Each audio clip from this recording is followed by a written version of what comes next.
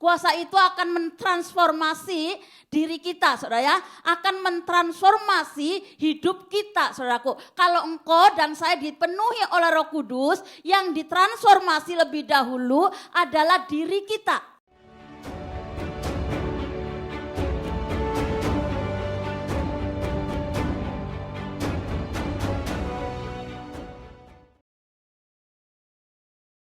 Nah, kalau kita mau ngomong tentang pencurahan Roh Kudus, tentang kedatangan Roh Kudus yang memberikan kuasa di hari Pentakosta, saudara, saya akan bicara memberikan beberapa contoh, cuma 2 saja. 2 orang yang akan kita jadikan contoh melalui sharing saya.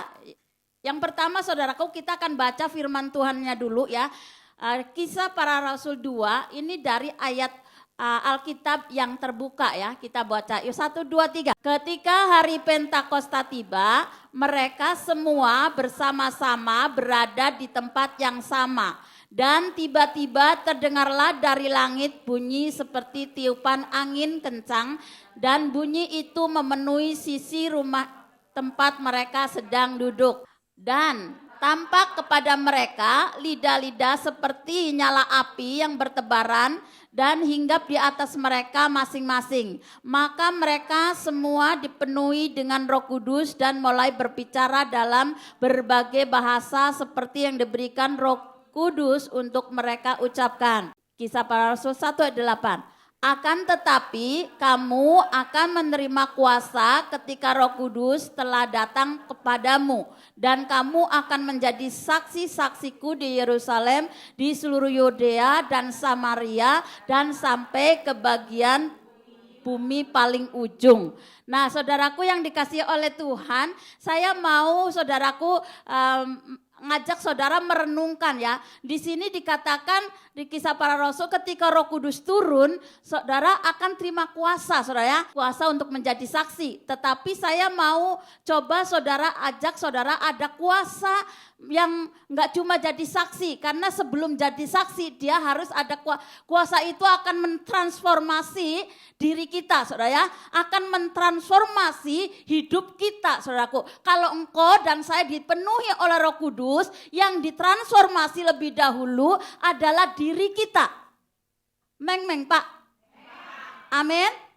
Oke. Jadi saya mau pastikan saudara nangkep dulu bahwa Roh Kudus dicurahkan, ketika Roh Kudus dicurahkan diberikan kepada orang-orang percaya yang akan dikerjakan oleh Roh Kudus. Yang pertama adalah diubah dulu yang diterima. Transformasi itu apa sih? Perubahan dari dalam keluar. Transformasi itu perubahan dari dalam keluar, bukan dari luar ke dalam. Jadi yang pertama yang diubah tuh bagian dalam kita, saudaraku. Jadi saudaraku bukan kayak kanapsi setiap minggu berubah-berubah, nggak perlu ngikutin saya gitu ya. Tapi yang dirubah saudaraku adalah dalam kita. Jadi saudaraku ada satu anak yang bilang begini, Kak aku tuh udah ikut kom, aku tuh ibadah, pokoknya aku ibadah ikut kul. Tetapi aku nggak mau berubah dengan penampilan saya, dia bilang begitu. Saya bilang saya nggak minta kamu berubah penampilan, saudara ya. Penampilanmu mau berubah-ubah juga nggak masalah, tapi yang Roh Kudus mau kerjakan ketika dia memenuhi anaknya adalah di dalam. Transformasi di dalam itu yang akan diubah oleh Tuhan. Diubahnya dari dalam apa? Yang suka bohong tuh berhenti bohong. Yang suka berbuat dosa berhenti berbuat dosa, gitu kan? Itu yang Roh Kudus akan kerjakan, karena dia akan ketika dia memenuhi kita, dia akan menyadarkan, menginsafkan kita daripada dosa, kemudian menyadarkan saudaraku ya, dan membuat kita menyadari rasanya ada kehadiran Tuhan. Dan saya percaya ketika kita merasakan Tuhan hadir, kan kita enggak sembarang buat dosa sembunyi-sembunyi kan. Karena ada Tuhan, menyadari sebuah kepekaan, sebuah perasaan yang ada Tuhan hadir loh. Ada CCTV-nya Tuhan menyala di mana-mana loh. Mengawasi kita, jadi nggak mau dosa sembunyi-sembunyi. Dan memang dosa itu kerjanya sembunyi-sembunyi. Bener nggak? Apalagi dosa perzinahan, itu ditutup-tutupi. Ya, itu melakukannya, pelakunya pasti akan menutup-nutupi sampai nanti satu waktu dibongkar. Nah, itu malu semua. Kalau bertobat puji Tuhan. Nah, kalau enggak malah nyalain siapa saja disalahkan. Tapi saudara kan dikasih oleh Tuhan, ketika Roh Kudus turun memenuhi murid-muridnya, yang pertama ini Petrus, saudara ya. Saudara kan tahu Petrus ya? Tahu kan, baca Alkitab kan? Ceritanya tahu Petrus itu siapa gitu ya. Tetapi saudaraku yang dikasih oleh Tuhan, nah saya juga akan lebih singkat aja cerita tentang Petrus, saudara ya. Karena di sini Petrus dan Saulus itu yang menjadi contoh kita hari ini ya. Yang saya mau ngomong bahwa Petrus itu mengalami transformasi dari orang yang suka yang tadinya menyangkal ya. Yang tadinya menyangkal Tuhan, kemudian diubah Tuhan, akhirnya perkataannya penakut ya. Jadi saudaraku yang dikasih oleh Tuhan, kalau kita tahu ya, yang saya ngomong Petrus ini mengalami transformasi dari dalam, saudara ya. Ketika dipenuhi oleh Roh Tuhan, ya Petrus yang tadinya penakut menjadi berani, saudaraku. Tadi VOP, ketika Roh Tuhan memenuhi murid-muridnya, ada sebuah keberanian untuk ngomong tentang Tuhan Yesus, untuk bicara tentang kasih Tuhan, untuk bicara tentang apa yang Tuhan kerjakan dalam hidup kita.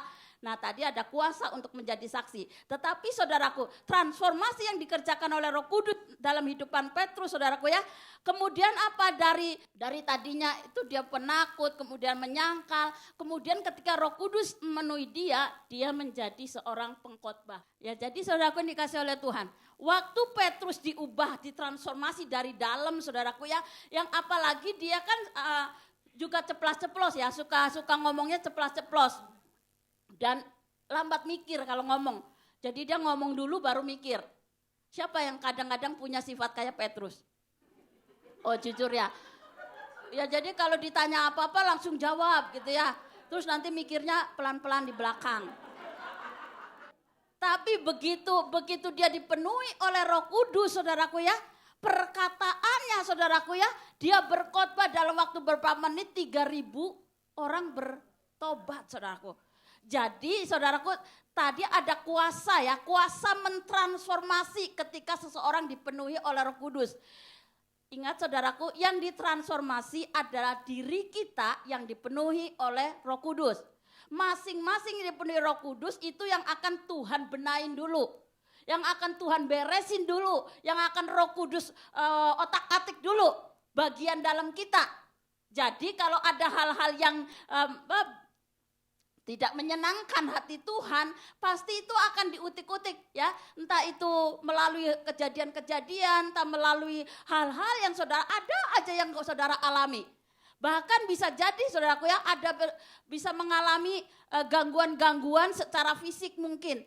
Mungkin ada yang ngalamin karena sedang diberesin ya, yang sedang dibersihkan, Roh Kudus membersihkan kita, mentransformasi kita agar perubahan itu dari dalam keluar. Maka saudaraku, yang di dalam kan Roh Kudus paling tahu, saudaraku ya. Paling tahu dia itu, kita itu kayak apa gitu loh. Jadi kalau dia menemukan sesuatu yang perlu diperbaiki, maka dia akan kasih teropong nih. Oh, ini teropongnya mulai diperbesar. Bagian ini nih. Ini suka-suka bohong, nih kecil-kecil gak apa-apa katanya gitu ya. Terus udah gitu ini suka ngomongin orang, suka gibah gitu ya. Nah itu tuh mulai disorot satu persatu, mulai diangkat, dibersihkan tuh. Nah saudaraku, waktu kita ditransformasi dari dalam, itu kadang gak enak saudaraku, namanya perubahan ya. Namanya diubah dari dalam, dioperasi loh bagian dalam saudaraku. Roh Kudus akan mengerjakan operasi bedah itu di bagian dalam kita, di mana ada hal-hal yang mendukakan, ada hal-hal yang buruk yang tidak menyenangkan hati Tuhan, sehingga waktu Roh Kudus menemukan itu, kalau saudara reaksinya salah, hasilnya akan salah. Bagaimana saudaraku kalau Roh Kudus memenuhi kita dan Roh Kudus sedang mentransformasi bagian dalam kita, lebih baik jangan lari-lari. Tadi sempat jalan-jalan tuh Mbak Narti, ya Ya tapi puji nama Tuhan akhirnya kan kembali juga. Ditransformasi dia melalui gereja ini, melalui pelajaran-pelajaran yang dia dengarkan. Dan saya percaya saudaraku, Petrus ini juga ditransformasi saudaraku, makanya dia berani, tadi VOP juga bilang, Petrus murid yang dipenuhi oleh Roh Kudus berani bersaksi di depan mahkamah agama. Nah saudaraku, jadi saudara bisa bayangin gak saudara kalau saudara pulang nih dari ruangan ini, keluar dari tempat ini, saudara dipenuhi oleh Roh Kudus, saudara akan bisa ada kuasa untuk bisa bersaksi kepada majikannya, mungkin atau ke agennya, atau mungkin ke pihak-pihak orang-orang yang berkuasa, dan Tuhan berikan kita kesempatan untuk cerita bagaimana Tuhan telah mengubah hidup kita, bagaimana Tuhan mentransformasi hidupku yang dulu rusak sekarang jadi baik. Ada amin, yang dulu saya pejinah, sekarang saya setia gitu kan. Jadi ada perubahan-perubahan yang Roh Kudus akan kerjakan di dalam diri orang yang dipenuhi oleh Roh Kudus. Nah yang kedua kita lihat Saulus saudara ya. Saulus ini juga mengalami transformasi hidup saudara ya. Saulus yang menyiksa orang percaya ketika dipenuhi Roh Kudus saudaraku ya. Kemudian hidupnya diubahkan. Ya, menjadi seorang yang langsung dengan berani bersaksi tentang Kristus Yesus, bahkan siap menderita sampai ke Roma saudaraku ya. Jadi saudaraku, ternyata Roh Kudus itu akan bekerja mentransformasi, itu mengubah dari dalam kita itu saudaraku, ada perkara-perkara di dalam kita yang membuat saudaraku seringkali kayak orang ketakutan itu kan sebenarnya saudara sering pernah nggak ngalami takut? Kira-kira apa yang saudara takuti? Ada yang takut mati? Takut tentang masa depan, ya enggak? Takut bagaimana hal-hal yang kita belum alami, saudara sudah takutin dulu. Padahal kejadiannya nanti, pada sampai waktunya nanti, itu enggak seperti yang kamu takutkan. Benar enggak? Nah, jadi saudaraku yang dikasih oleh Tuhan, kalau kita ini bisa keluar, tadi ada kuasa untuk menjadi saksi, bahkan Roh Kudus saudara ya, waktu Roh Kudus memenuhi kita, kuasa untuk transformasi, kuasa untuk menjadi saksi, bahkan kuasa untuk mengadakan mujizat, kuasa untuk mengusir roh jahat, itu semua ada di dalam nama Yesus saudaraku. Jadi waktu kita yang saya mau ajak saudaraku hari ini ya, mengingat kita merayakan Pentakosta. Berapa banyak saudara itu, saudara tahu ya, di sini tuh saya belum dipenuhi Roh Kudus dengan tanda berbahasa lidah. Ada yang belum dibaptis oleh Roh Kudus dengan tanda berbahasa lidah? Coba, ada gak? 1, 2, 3, dengan 4, 5. Oke, nanti kita akan berdoa ya. Kita akan berdoa. Tapi saudaraku yang dikasih oleh Tuhan, kenapa saudaraku kita perlu Roh Kudus hari-hari ini? Kita perlu Roh Kudus karena kita mau persiapan untuk menyelesaikan 33. Ya, jadi itu tahun di mana nanti akan penyelesaian amanat agung saudaraku. Jadi kita siap-siap ke sana dan hari-hari ini kita terus mengandalkan Roh Kudus yang bekerja di dalam kita, yang akan mentransformasi kita dan memberikan kita kuasa untuk terus menjadi saksi, untuk terus cerita tentang kebaikan Tuhan. Dan saudaraku, saudara tahu waktu kita bisa bersaksi saudara ya, bersaksi itu enggak harus saudaraku ngomong ke sana kemari tentang apa Tuhan gitu ya. Tapi saudaraku ada bersaksi itu ya, yang kemarin saya dengar di MDPJ saudaraku ya, dia bersaksi itu saudaraku ngomong ini, kalau dengan teman-teman yang tidak seiman gitu ya, cuma bilang Tuhan Yesus memberkati ya. Jadi jati diri kita sebagai orang percaya jangan kamu kompromikan ketika kamu berada di luar lingkungan orang yang tidak percaya. Sampai sini ngerti gak? Oke, karena saudara saya memperhatikan ada banyak orang saudaraku ke gereja iya, jadi Kristen iya, bertahun-tahun iya saudara, KTP-nya Kristen. Tapi saudaraku ketika berada di lingkungan orang-orang yang tidak seiman, dia akan hidupnya caranya sama seperti orang-orang yang tidak percaya Tuhan. Mudah kompromi, ya, iya, padahal memang iya saudara setuju, kita memang orang beragama, apalagi bangsa kita ada 5 agama yang diakui ya. yang diakui, jadi kita mesti bertoleransi. Bertoleransi sesama agama dengan agama yang lain. Saya setuju. Tetapi saudaraku, iman kita tidak boleh dikompromikan. Meng Pak. Jadi saudaraku yang dikasih oleh Tuhan, waktu iman kita tidak boleh dikompromikan. Ini saudara saya lagi mengerjakannya saudara. Jadi saya ini kembali ke lingkungan sekolah kemarin SMA, saudara yang ada di Hong Kong sini. Kemudian jadinya dia rajin kontak saya saudaraku ya. Jadi dia ini kan Lebaran Idul Adha ya di Indonesia ya, ada korban. Terus dia kasih saya ucapan selamat hari raya gitu ya. Saya bilang, iya Pak, selamat, Gusti Yesus memberkati, saya bilang begitu. Jadi saudaraku dikasih oleh bolak-balik tiap minggu, hampir tiap minggu dia ada acara apa di sekolah, bahkan dia ngundang saya untuk hadir saudaraku ya. Saya cuma bilang, saya selalu ingat, kamu gak boleh kompromikan, kamu harus pegang jati diri kamu itu orang Kristen gitu loh.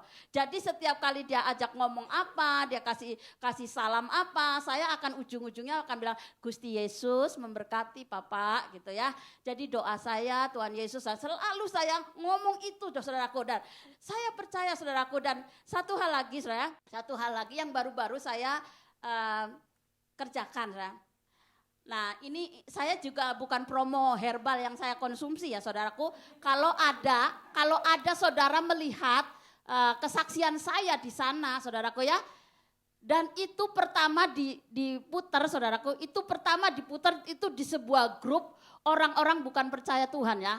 Hanya saya sama Kanovi di grup itu yang orang percaya Tuhan. Itu di full diputar itu di pertemuan Zoom ada 250-an orang.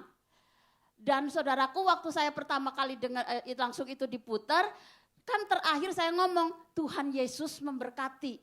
Saya ngomong bahwa herbal itu dipakai oleh Tuhan sebagai sarana untuk memulihkan kesehatan tubuh saya. Nah, Tuhan Yesus memberkati. Nah, saudaraku responnya baik sekali loh saudaraku orang-orang di sana. Terus saya cuma bilang, Yesus yang saya tinggikan. Yesus itu terakhir yang sebut saya nama Yesus yang saya tinggikan. Jadi saudara, itu cara saya ini lagi bersaksi. Jadi saudaraku untuk bersaksi dengan itu simple ya saudaraku, sebenarnya simple enggak untuk kita bisa bergaul dengan mereka tanpa kita mengkompromikan iman kita, hanya cukup Tuhan Yesus memberkati. Oh ya, dia bilang alhamdulillah, puji Tuhan, alhamdulillah, sama-sama gitu ya, memuji Tuhan, enggak apa-apa gitu ya. Jadi itu yang saya lakukan waktu kita mulai bersaksi, terima kuasa mentransformasi diri, terima kuasa telah ditransformasi, baru kau akan bersaksi dengan sebuah keberanian, cerita tentang Tuhan, bahkan kebaikan-kebaikan Tuhan, bahkan di tengah-tengah orang yang tidak percaya, kau bisa berani loh mengakui Tuhan Yesus sebagai Tuhan dan Juru Selamat, dan dia mengubah hidup saya dan saya berubah gitu ya. Saudaraku dikasih oleh Tuhan, mungkin saya tambahin ya, kalau ngomong Petrus dan Saulus itu ditransformasi saudaraku ya mungkin saya bisa ngomong bahwa saya ngalamin transformasi hidup saya setelah ikut Yesus. Ya, jadi kalau ngomong, oh Kanafsi itu tiap minggu berubah-berubah model rambutnya, gitu ya. Iya, model rambut saya memang tiap kali berubah-berubah itulah. Tapi tidak perlu ngikuti gaya saya ya, saudaraku. Biarlah yuk kita jadi diri sendiri, tapi berani berbeda, gitu kan.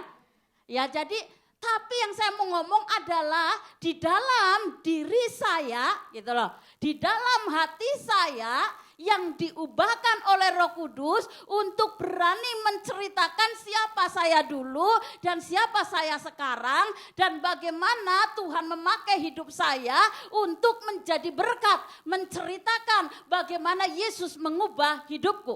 Kalau engkau punya pengalaman pribadi dengan Tuhan, saudara tidak perlu malu cerita tentang masa lalumu. Engkau tidak pernah, nggak usah malu tentang bagaimana rusaknya hidupmu. Karena apa? Yang Tuhan lihat, yang dunia mau lihat, saudaraku, hari ini kamu seperti apa? Hari ini dan ke depan apa yang terjadi? Ketika kita punya masa lalu yang buruk, enggak apa-apa, mungkin dunia masih memperhitungkan, masih melihat masa lalu. Tetapi saudaraku yang di dalam Tuhan, ketika Roh Kudus memenuhi kita, Roh Kudus bilang, tinggalkan semua yang lalu. Ya, arahkan matamu ke depan. Apa yang akan di depan yang akan Tuhan kerjakan buat hidupmu dan hidupku. Karena itu saudaraku yang dikasih oleh Tuhan, siang hari ini yuk kita nantikan Tuhan. Kita minta Tuhan memenuhi hidup kita supaya Dia ada kuasanya mentransformasi hidupmu dan hidupku. Ada amin? Nah saudaraku, saya akan tutup saudaraku, tapi saya rengeng-rengeng tadi tuh habis menara doa saya siapin makanan, kemudian saya rengeng-rengeng ada lagu tapi saya nggak hafal lagunya apa, kata-katanya juga nggak inget gitu ya. Kata-katanya juga nggak inget apa gitu ya. Tapi dalam perjalanan tadi saya ke sini ke gereja, apa sih ya gitu, nadanya gini, aku cari tuh langsung di YouTube, ternyata ketemu saudaraku ya. Dan waktu saya ketemu saya terus nyanyi-nyanyi gitu, ternyata tuh kayak ada satu kobaran saudara yang membuat saya jadi bergairah sekali saudaraku. Yuk kita akan ajak saudara nyanyi bersama-sama. Karena ketika kita dipenuhi oleh Roh Kudus, kita akan banyak melakukan hal-hal yang besar saudaraku ya.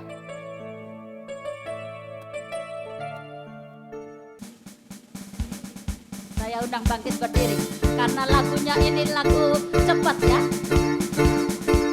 Dengan Allah lakukan yang besar, dengan Allah kan hancurkan musuh, dengan Allah sorak kemenangan, Yesus Raja.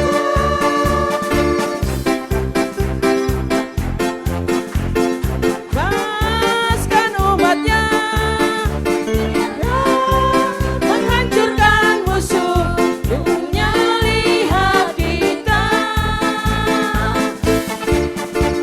Allah lakukan yang besar, dengan Allah kan hancurkan musuh. Kita nyanyi sorak kemenangan, Yesus Raja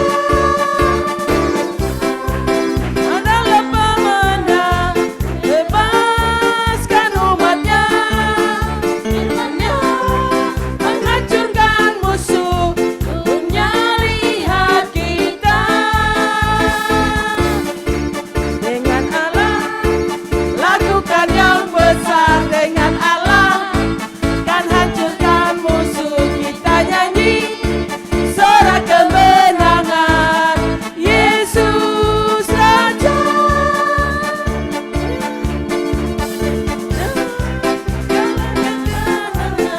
Bebaskan umatnya, firman-Nya menghancurkan musuh, dunia lihat kita.